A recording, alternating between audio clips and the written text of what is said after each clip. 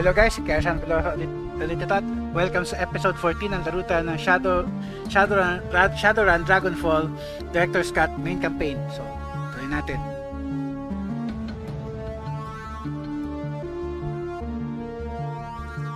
Ayun, last episode natin, nakauwi tayo dun sa mission natin sa sa Humanist Poly Club.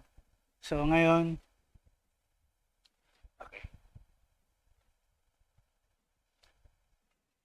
yung kailangan may kailangan kasi minsan kasi guys nakalimutan ko yung nangyari sa episode pero natandaan ko kakausapin natin si Ansel dahil i-report natin yung success natin to sa mission sa Humanist Poly Club.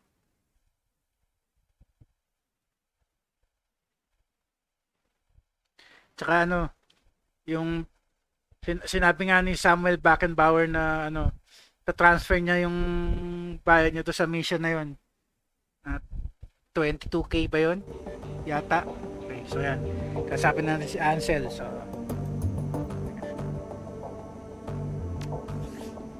gold natin, ang nuyan natin 1,177 na lang. So, kasapin natin si Ansel.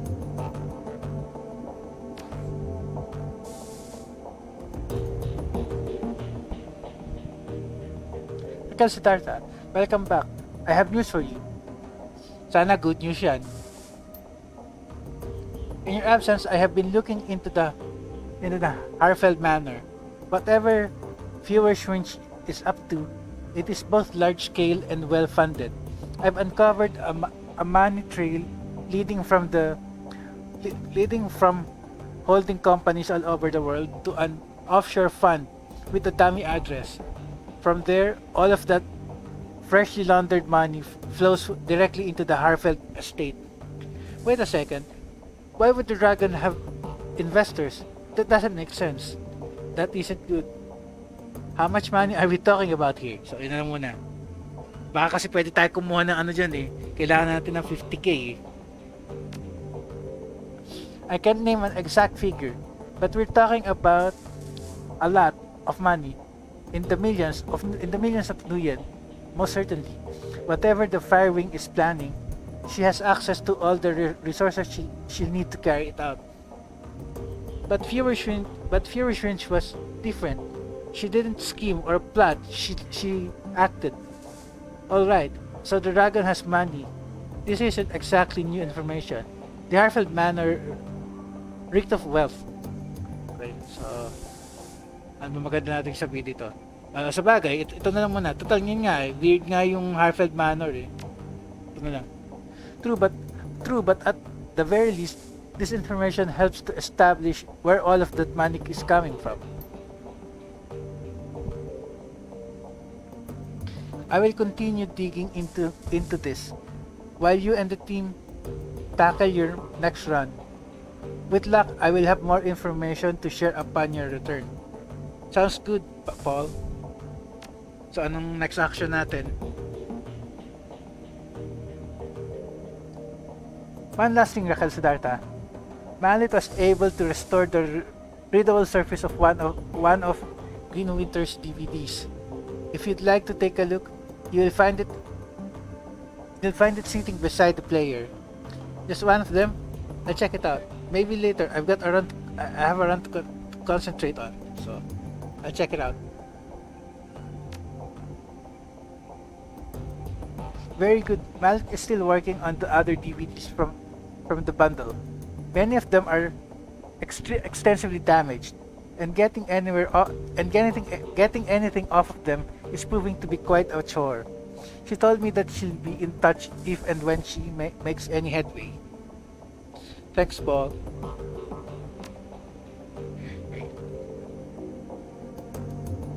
Bakit may nakaturo doon? Return the data to the natin yan. Ratio 50,000 yun. Yan na talaga. Teka, sige. Kausapin nga natin yung si Mallet. Kasi pinapagawa nga natin sa kanya yung drone eh. Tignan natin kung nagawa na niya. Bago natin i-investigate yung dito. Tingnan muna natin kung nagawa niya yung drone.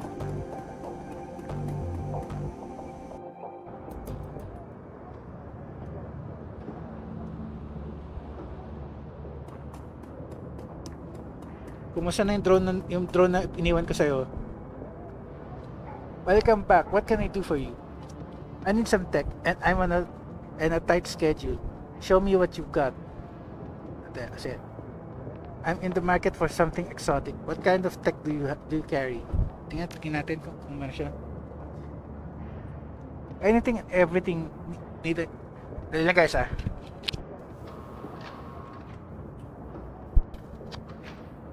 Anything and everything. Need a new deck? Some software perhaps. I'm a girl. She taps a painted fingernail against the molded plastic of her data jack. Or maybe you're a rigger, like I am. Perhaps I can invest you in a new drone or two. It all sounds whiz to me. Let's see what you've got. Okay.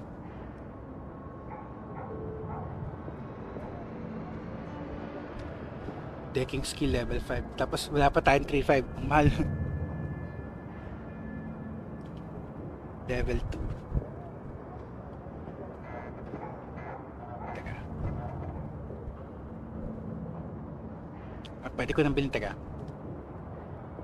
1, 2, 400, 600, 800.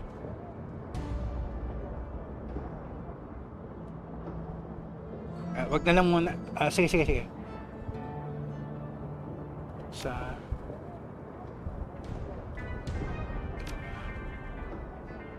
tatlo, apat. Tapos naman tala.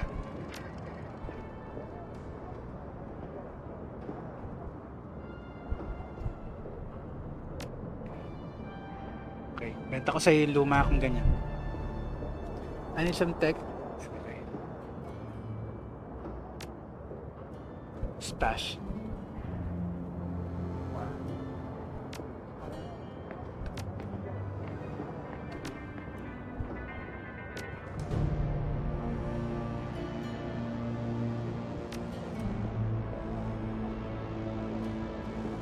Erosion.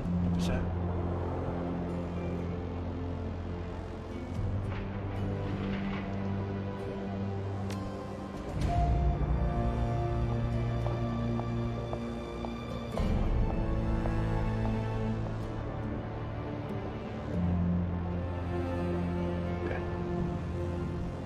So sige.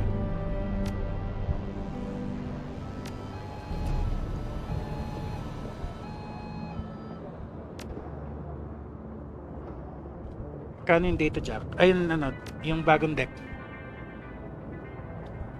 3.5. Hindi ko pa 427 na lang. Wala na mabibili.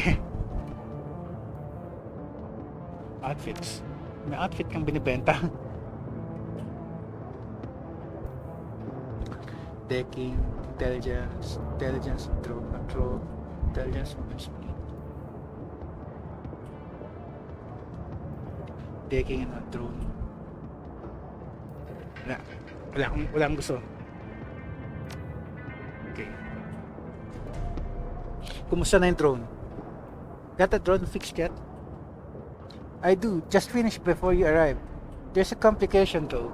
Complication? You said it was fixed. What is it? At least I wasn't paying you, so what is it? This drone's got a custom AIOS at stack. This drone's got a custom AIOS stuck on it. Someone wrote code that sits on the bootloader and configures the drone to only accept commands from a specific user. The thing works like a computer virus, so there's no way I can rig it out unless I got another brain from this model of drone. So so hindi rin natin magagamit pa. So anong gagawin dyan? Fix drone. Check ko nga. Given back to you by Malik. Cannot be used by anyone but its programmed owner. Sino may-ari? Yan ang tanong, sino may-ari? Before you ask, yes, I look into that. Problem is, this is a stolen corp drone. A discontinued model of a stolen corp drone. There are no parts for this thing on the market around here. So unless you know who locked this thing up so tightly, you're not going to get more use out of it than a doorstop. Drek, well, I'll ask around for its owner. Thanks. Thanks for your time, Mal. Okay, so to. Sige, hanapin natin kung sino may-ari niya. So, meron tayong magiging decker, meron tayong magiging rigger, kaya lang sino? Yun ang tanong. So, balik tayo dito, taga. Balik tayo sa loob.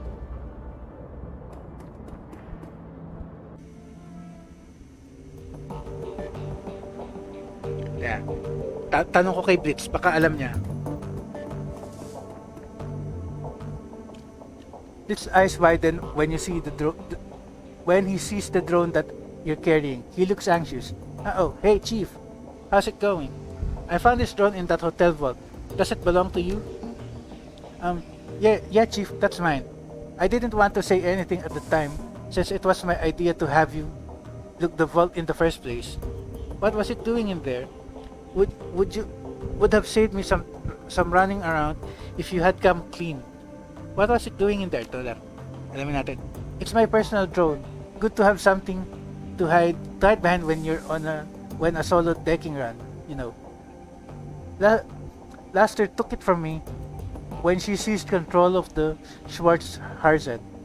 I'd been hoping to get it back ever since. Oh yan, at least nasa na. So ano ka pala, tag ito, combination decker rigger. I've gotta say, Chief, it hurt me to see her all banged up to hell like she was. Lackluster had a few of her goons take turns on my baby with a baseball bat. But it looks like you've got her up and running again. How'd you manage that? Mallet fixed your drone. She says that it won't listen to anyone but you, though. I'm pretty good with the wrench, but the damn thing won't obey my command. Okay, so aminin natin, wag kasal yung kasinungalingan yan eh. So, Mallet fixed your drone. She says that it won't listen to anyone but you, though. Score. So, can I have it back? Sure, it's no use to me anyway. I think I'll hold on to it. Ano ba yan? Hindi naman tayo rigger, so pasa natin sa kanya.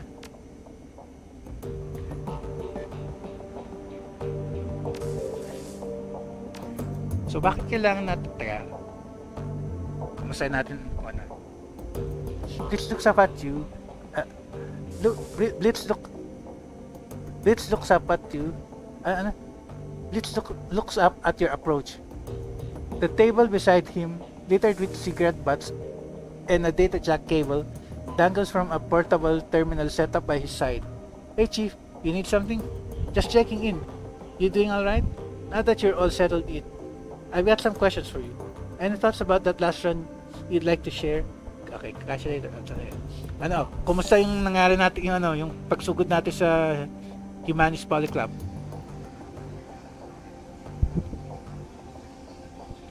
Never been a big fan of Poly Club in general, let alone a bunch of swine like Humanis.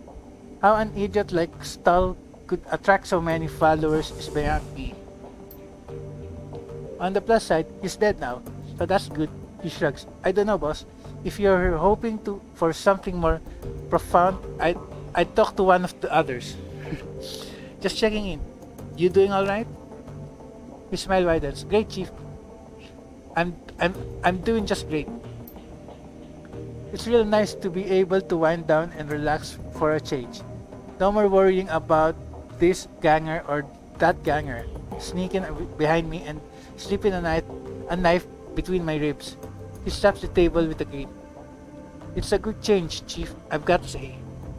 No one is ever really safe. Not when gangs are involved. Don't let your guard down. Good, then you can focus on getting our current job done. I'm glad to hear it. We're happy to have you on the team.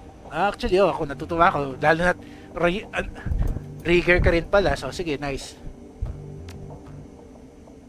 Of course you are. He gestures at himself with a flourish. What's not to be happy about? Now that you're all settled in, I've got some questions for you. Blitz glances wistfully back at the terminal on the table, then turns back with a sigh of resignation. I suppose, but try to keep it short, okay? Okay, Chief. I've got things to do.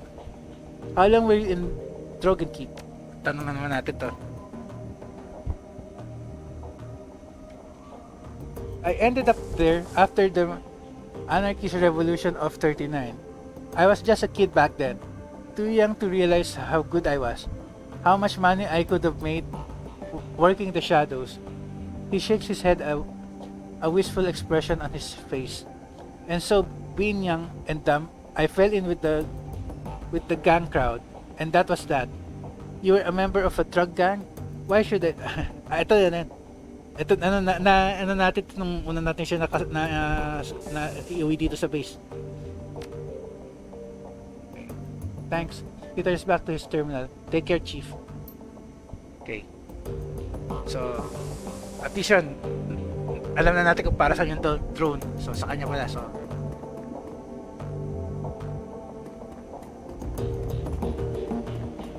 bakit may arrow doon? Ano yung namin na ito? Ito na muna ng DVD. Watch DVDs.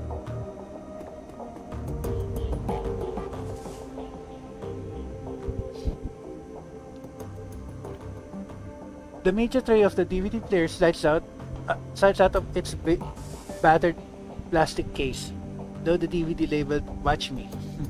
Load the second DVD. Ito naman na ano, "Watch Me." Ito yata ito ano, tapos na tayo dito. Yung pangalawang DVD na. The software of the spinning DVD is punctuated by an occasional rattling sound. The scratchy LCD display comes to life and a menu fills the screen. Okay, so track 1. The screen goes black for a moment. Then Green Winters appears on the screen. The timestamp on the video reads 2054 11 November 11 11 Lazada sale. Green Winters. Alright, as I said in my last recording, I've been having trouble finding hard facts on viewer swings, so I thought I'd open things up a bit. Let's see what the rumor mill has to say. The screen jumps, and Winters appears in a different location. He is now clutching a mug of soy calf in both hands, and there are bags under his eyes.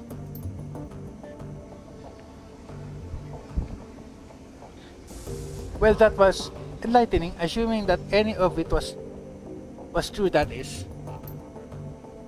So far, the past 5 hours, I've been poking around some of the craziest fringe theories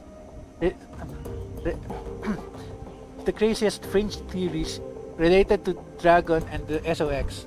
As a reminder, the SOX is an irradiated wasteland between France and Germany. It got zoned off back in 08 after the Katanong-Gao reactor meltdown.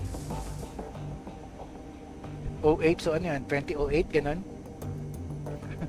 2008? Okay, Anyway, there are all kinds of rumors floating around about the place. I've heard stories about a walled city in there that operates on a survival of the fittest, kill or be killed basis. Sort of like a nightmare invasion of Berlin. All of the anarchy, but none of the stability that the F state provides. The radiation poisoning, cancer, and mana pollution are just icing on the cake.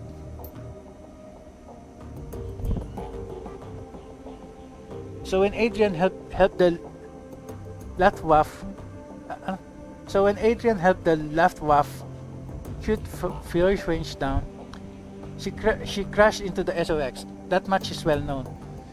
What isn't as well known are all the modern day myths that have arisen about her since. And tonight I've heard an earful. I chatted up a girl who claimed to be a ghost rat. That's a smuggler that operates in the SOX. She told me about a dragon cult called the Disciples of the Cleaning Fire.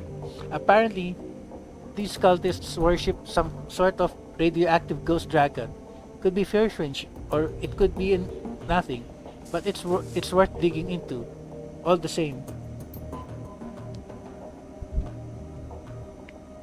Another thing that my little ghost rat told me, the popular rumor in the SOX is that Viewer Shrin's astral form was, I guess you'd say, mutated by all of that background radiation.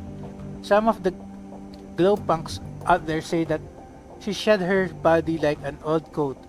Others say that she's trapped, doomed to languish as an intangible radioactive ghost. Who you gonna call? I don't know how much credence to give any of this. After all, I don't have any proof that my ghost rat is even a ghost rat.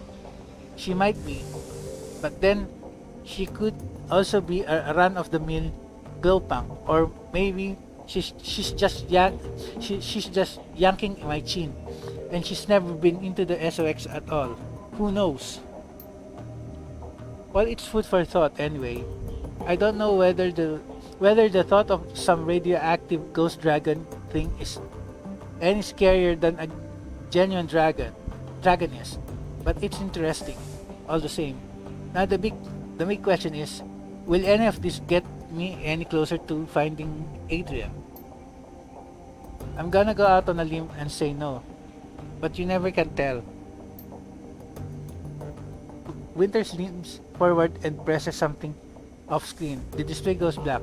A few seconds later, the main menu returns. So, parang yung unang DVD lang din. So, track 2. Ay, tama, track 2. The screen goes black for a moment. Then Green Winters appears on the screen. The timestamp on the video reads 2054 11/12. So, the next day lang. November 12. Alright, let's continue thinking outside the box. After the Dragonfall, the great dragon Kaltenstein came flying in the SOX to rescue the Firewing, but he was driven off. Some say killed by Lulware and Nebular. So what if there's another dragon involved in all of this? Si Lulware, yung boss nung jester na kasama natin sa sa Shadowrun Returns. So Winters grabs a thick leather-bound tome from a shelf behind him, licks a finger and begins to tear through it. Alright, so let's run down the list of major dragons that could be helping her. First, there's the golden worm. First, there's the golden worm, Lulware, the CEO of Cedar Crop, and quite possibly the single most dangerous being on Earth. Lulware's a local boy, so he'd be in a position to help Pure Strange. He certainly has the financial capability to help her. He could send a small army into the SOX if he wanted to.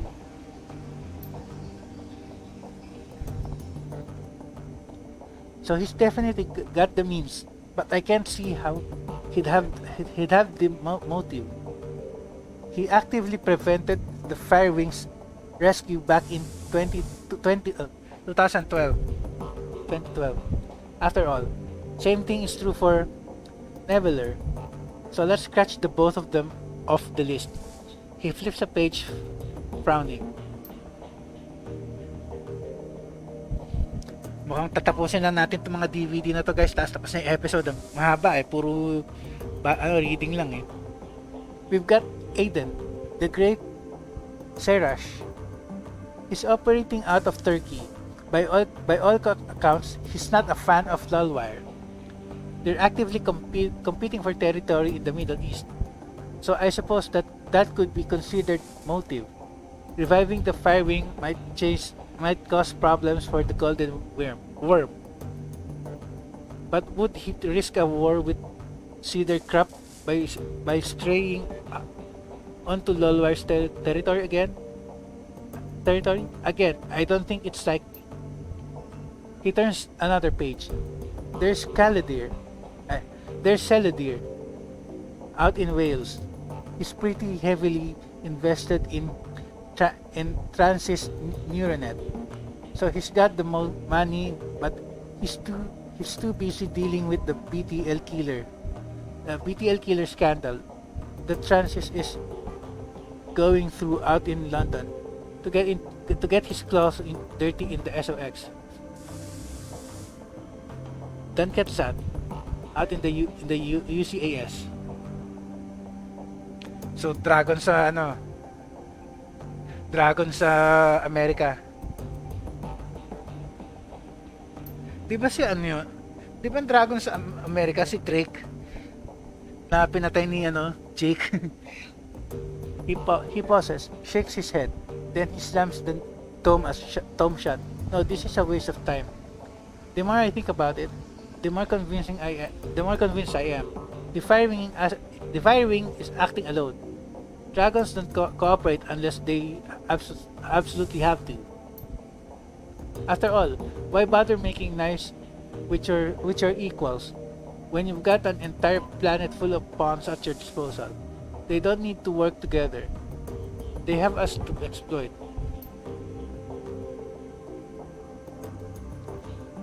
Winters leans forwards and presses something off screen. The display goes black.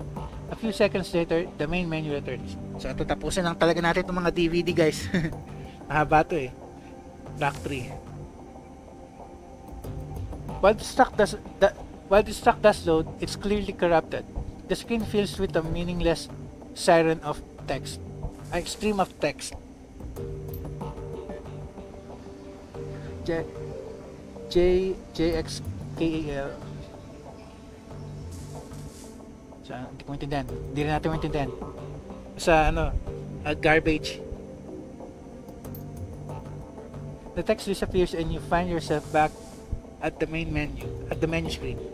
Black 4. This file is particularly garbled. You can recognize a few words here and there, but they're interspersed amidst a solid block of corrupted text. Vauclair and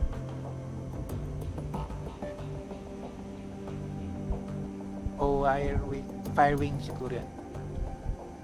I don't know. Basta puro garbage text, di natin maintindihan.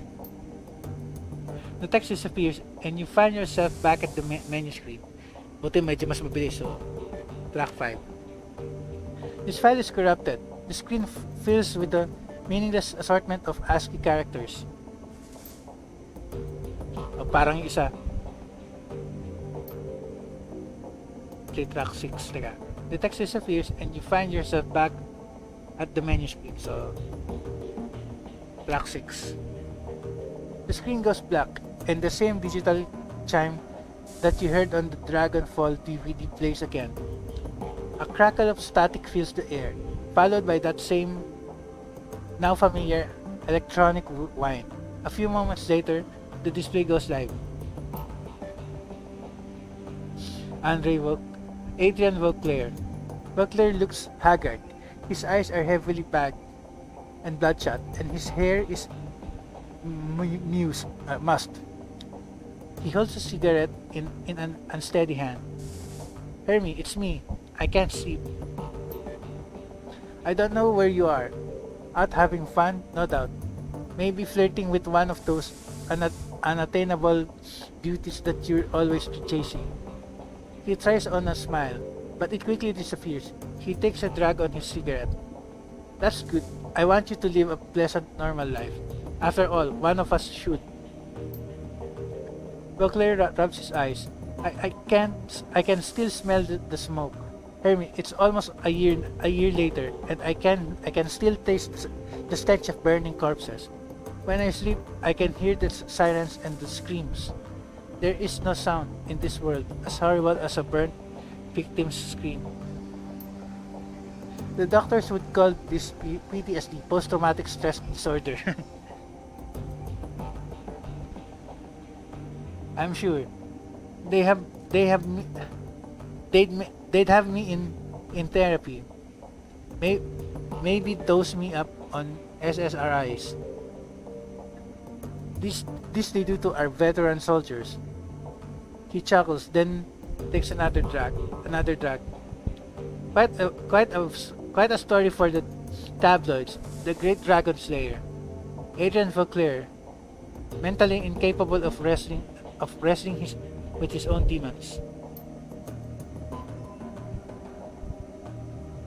He shakes his head. No therapy for me. No therapy for me. And certainly no medication. I have a reputation to live up to, however poorly deserved it is, and however little I want it. He pauses, stabs out his cigarette. The dragon is still alive, Hermie. Of that I am certain. One day I will find her, and then perhaps I'll be able to sleep through the night. The display goes black, and the background wine fades away. A moment later, you find yourself deposited back at the menu screen. Tapos na. Buti naman, maiksi lang.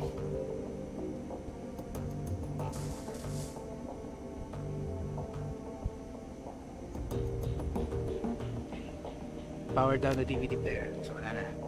Check mo natin time, guys. Check ko lang, baka mamaya lapit na eh. Okay. Ano na lang guys, 30 minutes pa. So sige, tuloy pa tayo, teka. 30 minutes pa, so bakit may arrow doon? Ano yun? Kailangan natin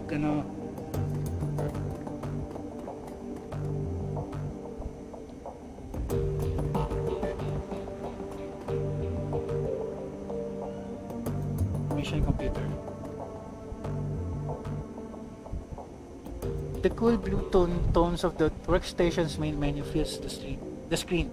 A blinking message in the upper right corner notifies you that you have 200 messages. You've got mail. Check your inbox for new messages. You have 200 messages. Reply job, hijack shipments. Meltback Gunari. To Raquel Siddhartha. If you value new hardware coming into the Cross Bazaar, we need to talk. One of my weapons shipments was hijacked by a local gang. I can promise 500 million, and if you can recover the shipment, I'll have some new gear on the shelf. Come see me for the details. So job offer yon. So teka. Commissioning your services. Withheld. To Raquel Siddhartha. We would like to arrange a meeting between you and one of our representatives. You will find him at the cafe nearby. His name is Luca Duer. He will be expecting you. Come alone. Pwede ba isama si Si Dante? Sinusundan niya tayo eh. Okay.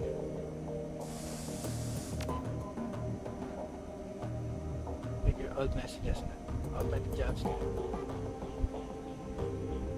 Check the status of Alice fund. Current funds 10,000. Ay, tama, 10,000. Kailangan pa natin ng 40k.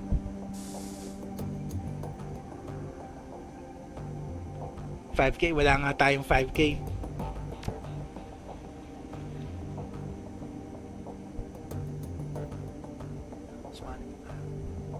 Shadowlands BBS. Cost pay date for sale. Pay data. Human is safe house list. Posting will remain active for 2 days.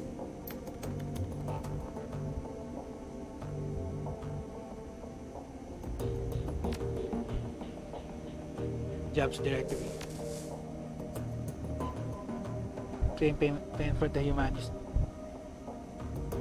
Data steal. Yung kanya yan. To you, 375. You submit the job as finished and await your client's response. A few moments later, a message pops into the screen. Samuel Beckenbauer. To reconcile data, here is your payment. As promised, Beckenbauer. 37. A moment later, a second message pops into your inbox. Your payment details. Payment from client, 22,500. Deduction for crew salary, 6,000. So, ganun. Ammunition and resupply costs, 1,500. Laki ng ano siya. Automatic deduction from Alice funds. Ayun. Remainder sent to Raquel Siddhartha. Account 375. Payment transfer complete.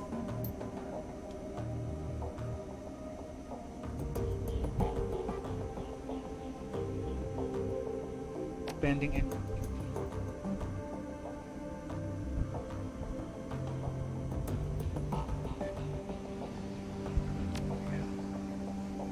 Check natin yung Alice Fund. 21,250. So, at least na. Malapit na natin makalahati. So, magkano ba yung funds natin? 4,100 kulang. Hindi nga ako pwede mag-add. Go back.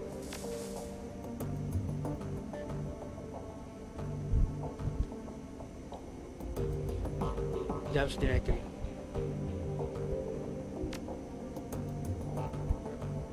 Yung all pending job. Teka, mali. Check natin yung review notes on completed jobs. Humanist, data steal. Here is a brief recap of the operation parameters for this job as provided to me by our client. Samuel Beckenbauer, client, suspects that the humanist polyclub is planning something nefarious involving a highly toxic chemical. Beckenbauer wants you to infiltrate a group of smugglers to gain entry into a humanist compound. Once inside, you are to uncover humanist plans and exit the complex. Beckenbauer will pay you upon receipt of the plans. End of recap.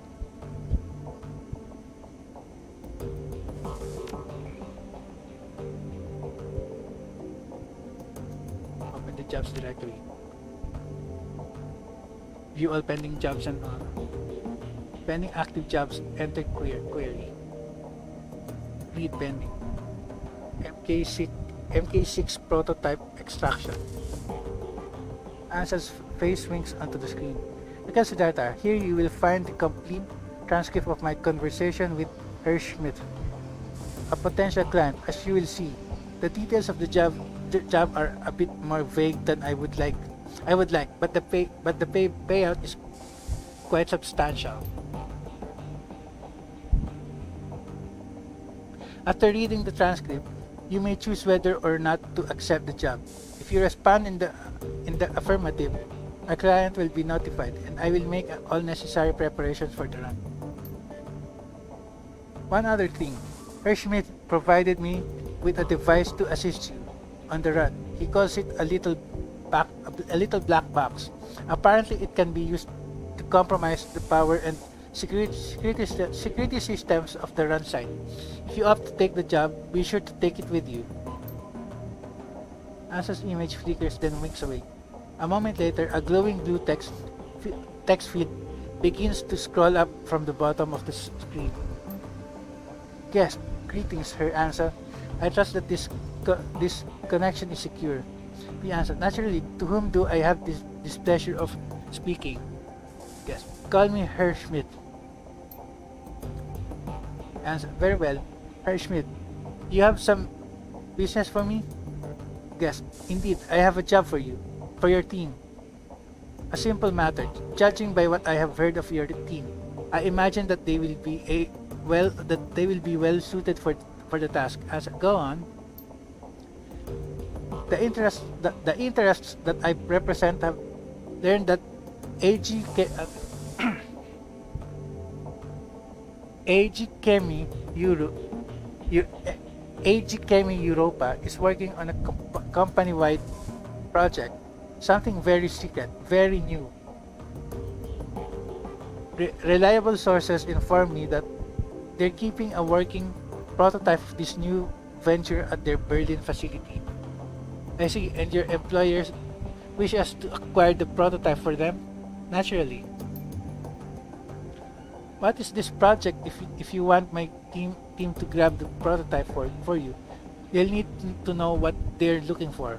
I'm not at liberty to say. I can tell you that the prototype has been branded Mark 6 MKVI. I can also tell you that your team will find it on the 25th floor of the Berlin facility in the office of one Albrecht Haushofer.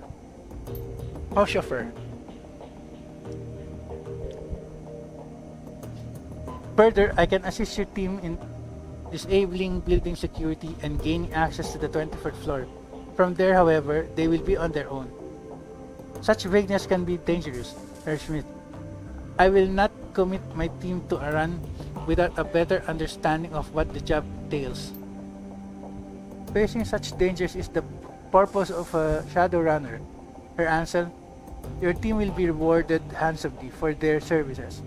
My employers have set aside 20,000 yuan for the job. Consider it hazard pay, if you wish.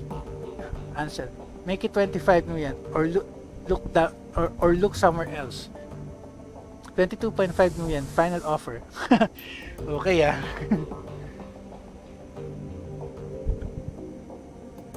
Very well, I will pass your offer on to my team.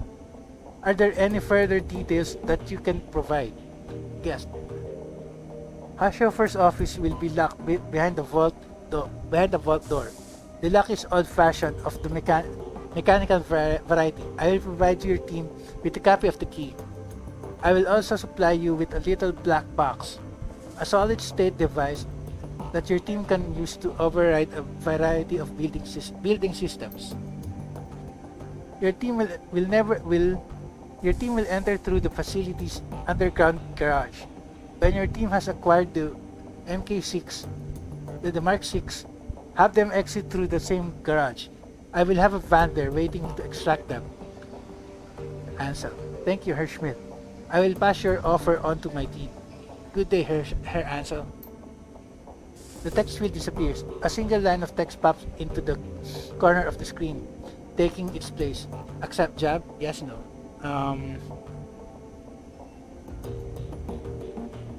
Eto na eh. Kesa naman yung isa, medyo ano yung isa, mas delikado yun eh. So, sige. Accept natin. Teka, basta decline for now muna. For now lang.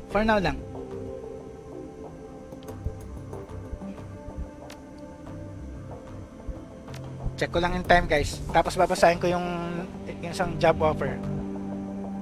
Time 32. So basahin ko lang yung pangalawang job offer, tapos end na natin episode. Teka, save ko muna.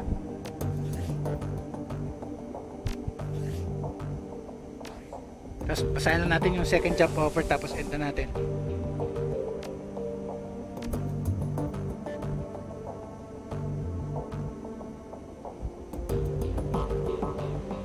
Basahin ko lang yung second job offer.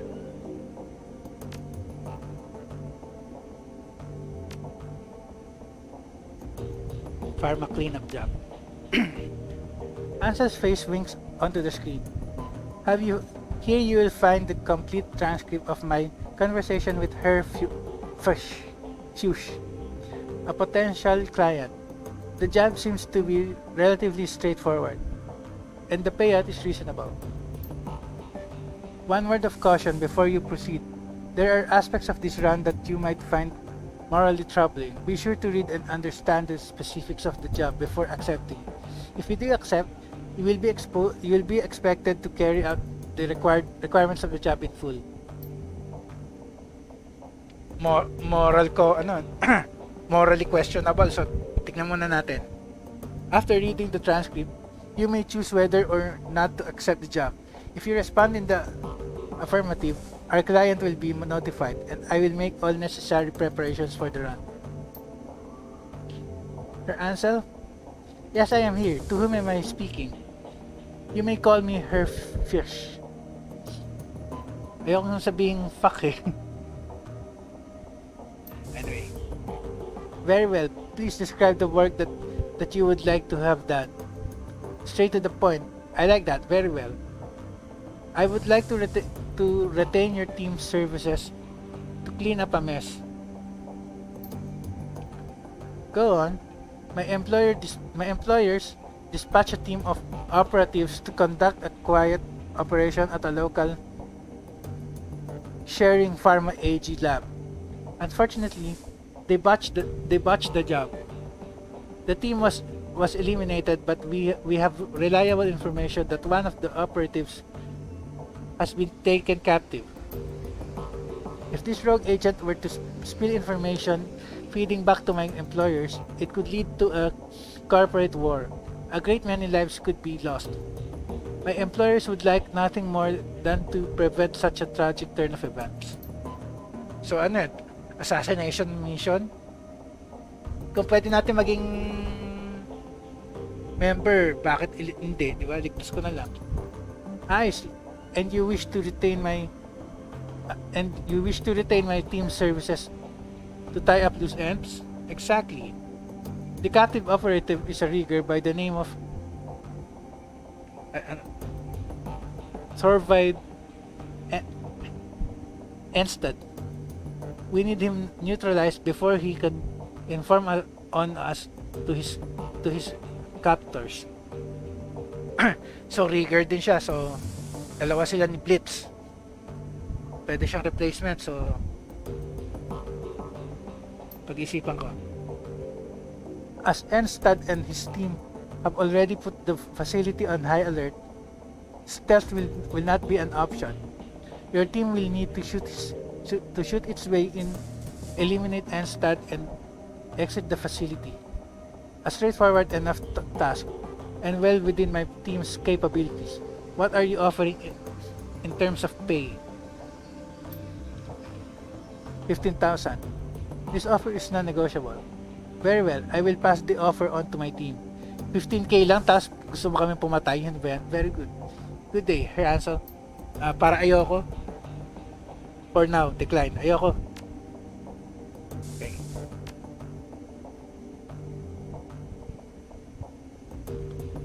Okay. Ento natin yung episode muna guys. Dito na lang muna. Next episode, sige, gawin natin yung isa.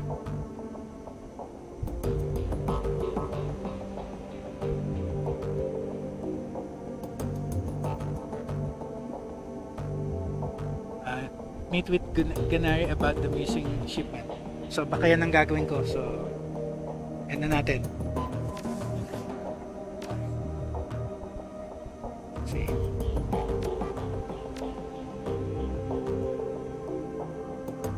Okay. Exit na natin yung game.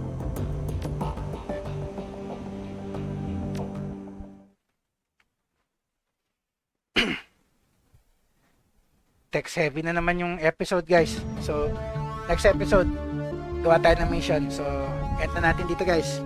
Kaya Sean Velosa signing off. Next episode na ulit.